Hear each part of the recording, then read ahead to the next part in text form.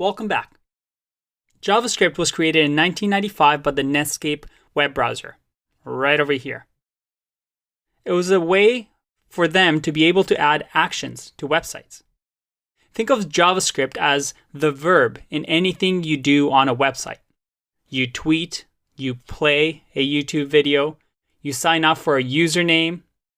These are all actions we take on websites, made possible through JavaScript. In 1995, it was a way for this browser, Netscape, to beat the competition, which were other browsers at the time. Because at the time Netscape was the most popular, other browsers started adopting their own version of JavaScript so that websites will work on their browsers as well, and thus let people switch over to their browsers. Can you guess what happened next?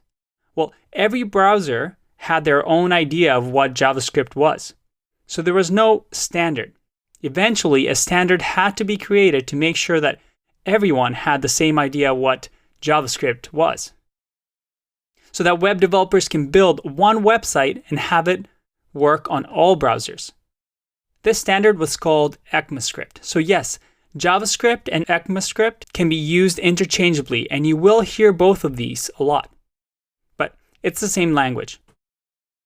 Now, this browser compatibility issue. Browsers having their own teams, their own schedule, and their own code.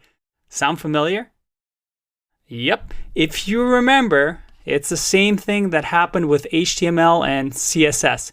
It's the same issue that we keep having over and over. We covered this topic in Web Developer Fundamental Part 2. You see, it's always a big problem. Make sure that all browsers have the same understanding of what a real HTML, CSS, and JavaScript should be. So that when we send each one of those files, we don't have to write one specific for each browser. And just like HTML and CSS, JavaScript is evolving. So there are new things that we can do now that you weren't able to do in 1995 with JavaScript. In the ES6 video section, later on in the course, we will talk about these new features, so don't worry. Now, let's take a look at what JavaScript does. We can open up the browser, and I have Udemy over here. Well, Udemy uses a lot of JavaScript. I mean, clicking on a course, adding it to cart, liking a post. All these things, well, they're all JavaScript. Even if you open categories over here, you see this drop down and I can select things and there's actions constantly happening throughout the website. That's all JavaScript.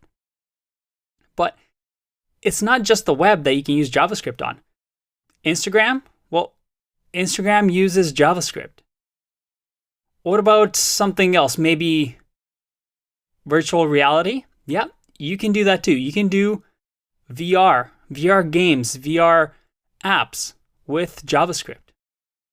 Okay, that's pretty cool. What else can JavaScript do? Well, you can actually program drones with JavaScript and control them from your Wii remote if you wanted to. What about robotics? Yeah, this guy built a robot that he can control from his web browser. How cool is that? Now, remember Node.js?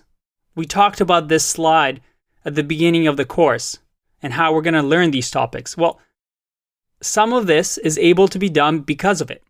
But Node.js is pretty much JavaScript. It is JavaScript. So you learn JavaScript, you can pick up backend stuff very easily, and the Node.js section of this course will be a breeze. It's not a new language that you'll learn. So is Express, so is React. So this is why JavaScript is so important. What we will learn here will take you very far in the rest of your career. This is one skill that really opens up a lot of possibilities. Here's the beauty of JavaScript though, and any other programming languages. Because what is JavaScript really? It's a file. A file that you can write instructions to a computer.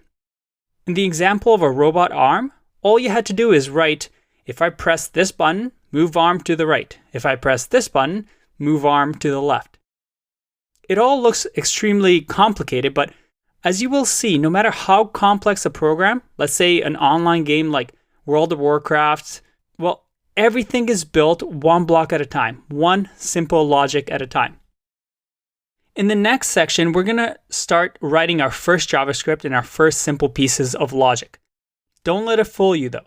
Although it may look simple, these are the building blocks that allow you to build big web apps like Facebook or Google. Exciting things are going to happen with your newfound power. So I'll see you in the next one. Bye-bye.